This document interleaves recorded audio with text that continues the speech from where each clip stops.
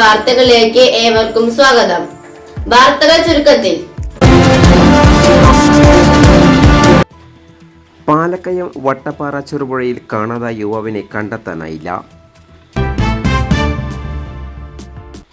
മണ്ണാർക്കാട് പാലക്കയം വട്ടപ്പാറ ചെറുപുഴയിൽ യുവാവിനെ കാണാതായി.